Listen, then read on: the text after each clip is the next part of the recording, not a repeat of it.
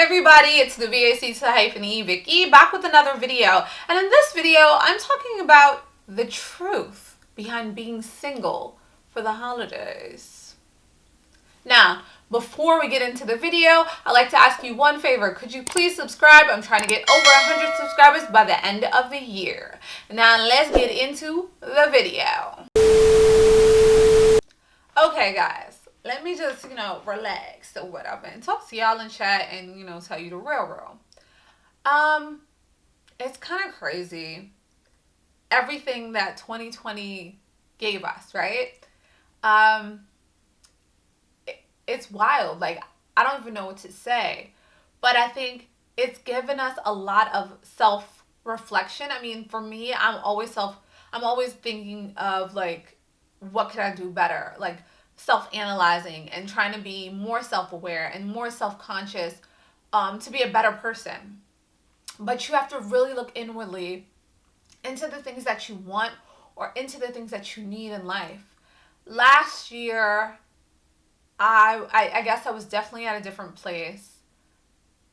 Lots of me still being unhappy. I think I'm in a better mental space now.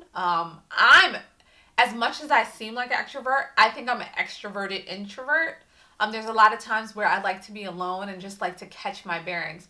So I can find creativity in loneliness. I think it stems from being the youngest. Me and my brother have such a large age gap, 7 years apart. My sister lives in the UK. So for me, I used to always play by myself. I'm used to it. Obviously I have cousins who I grew up really close to, but I spent lots of time alone. So I'm used to kind of being in this creative zone and being alone, right?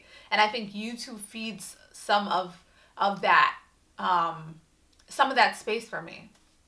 I can just sit where some people find it really hard. I can just sit in a room alone and talk to a camera. And maybe it's also a practice skill. I don't know, but I think it stems a lot from my childhood. Anywho's, I've just been reflecting, and when you look at a year like this where you're alone for so long, and especially if you're a single person, and the human condition is for us to kind of be with other people. Now, I live alone. I live in a very unique circumstance. But in my apartment, I'm alone. I live in a house with family, and across the street from me is family. But in my individual apartment, I am alone. And it makes you reflect a lot on the things that you want. Of course, in the future, I want my own family. But now, not having my own family unit makes living this way super hard, especially on holidays. I look back to my birthday when quarantine first started. I didn't celebrate my birthday. I had a virtual Zoom call. The rest of my family really wasn't able to be with me because that's when COVID and lockdown first started and people weren't supposed to be together. And I'd put my family at risk to kind of join together. So I didn't get to celebrate my birthday, and I love my birthday. And then I got to have little events throughout the year, which was nice and lovely. But I can't celebrate in the way that I want to. I can't really spend it with my niece and my nephew. Some years, I love that I'm able to go overseas and I'm able to spend my holidays with my sister. But since my mom's passed, and now it's been a few years since my brother's passed, I'm getting a little emotional talking about that. It changes. The older you get, you're supposed to, right? This is just in a way that genetically, biologically, you're supposed to create your own family unit. And I haven't done that yet. I am a single woman. And so now I'm dealing with those consequences where other people, they can celebrate their birthday with their household or their significant other. I can't do that. And the same with Christmas. I want to hold people at a certain standard, But in reality, it doesn't make sense to put everyone has their own family and their own obligations. I'm an adult, and because I don't have my immediate family, I can't hold anyone else to any obligation to celebrate with me. That means that I should expect nothing on the holidays. And that's very lonely. That's a very lonely place to be at. And I know there's so many other people like that. And how do you change that? Do you just go run? Do you just go run and go, you know what? I'm going to go marry somebody or date somebody or have a kid with someone because I don't want to be alone. That's real. It's so real. Like, that's not what I'm going to do because I'm really trying to work in God's time. Like, I want everything to be in God's time. I mean, I've definitely been in the past where it's not been in God's time and it's been a complete mess.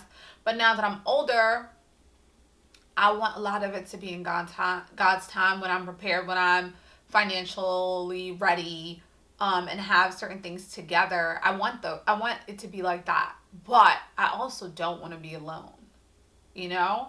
And I think that puts a lot of pressure. And I think also friends and family can put a lot of pressure on you to have a family. Like, oh, when you going to have a kid? Or when you going to get married? Or you still single? You know, there's a lot of nice guys out there. But I think it's important to keep, you know, it's nice when people try to encourage you. I mean, I don't think I'm pressured enough. Like, for me, I'm not someone who goes with the flow with other people. I'm not someone who's like peer pressured into most things. But it's just nice. It's a little reminder, of where you stand in the world. But yeah, I think some people are pressured into starting a family and they're not ready to be with certain people or to have certain things. And it changes their lives. And sometimes for the best and sometimes for the worst. I think I just know where I stand and what I want in life. And I'm hoping that my patience is rewarded with the right person. Not just somebody, but the person who's perfect for me. And then we'll have great Christmases together and great memories and build a family. And that's all I could hope for. And I hope that other people aren't pressured through these times to do things to satisfy something that may be a little bit too superficial and isn't really right for them.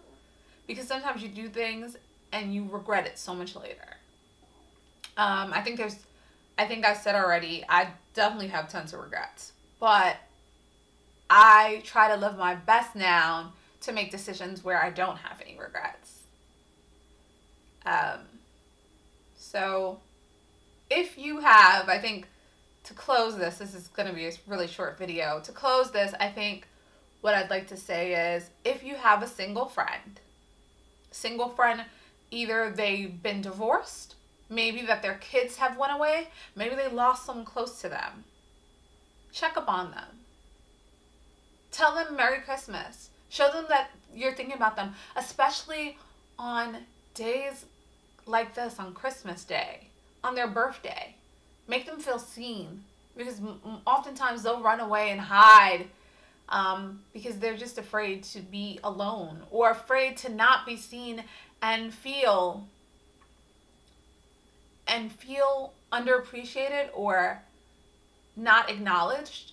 I think that's a big concern.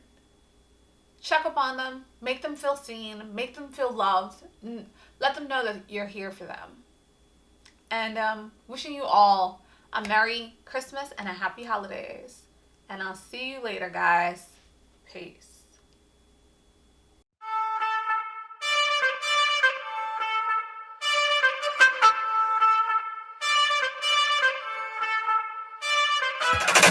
Happy holidays. Happy holidays.